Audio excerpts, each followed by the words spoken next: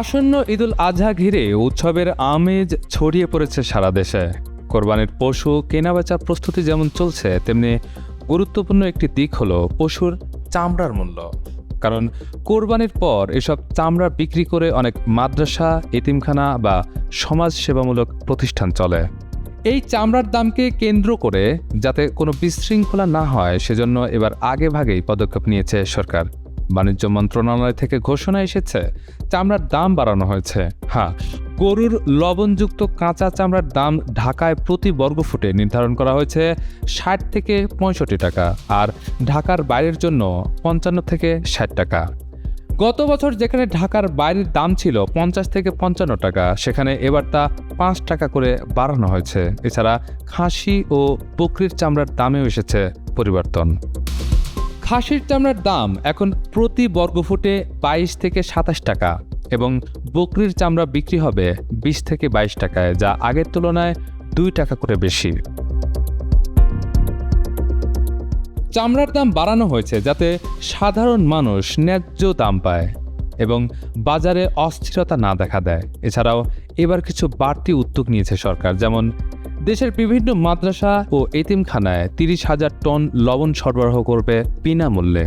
এর ফলে কাঁচা চামড়া দ্রুত নষ্ট হয়ে যাওয়ার আশঙ্কা অনেক কমে যাবে।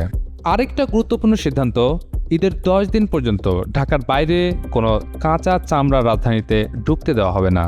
এই সিদ্ধান্তের মূল লক্ষ্য হলো ঢাকায় অতিরিক্ত চামড়া যেন জমে না থাকে, যাতে বাজারে সরবরাহের ভারসাম্য বজায় থাকে এবং দাম ধসে না পড়ে।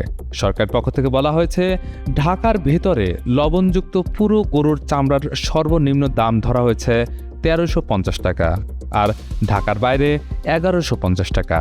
বাণিজ্য উপদেষ্টা শেখ বশির উদ্দিন বলেন, এই বছর আমরা আগেভাগেই বাজার মনিটর করব, যেন কোনোভাবেই সিন্ডিকেট বা দালালের দৌরাত্ম্য না হয়।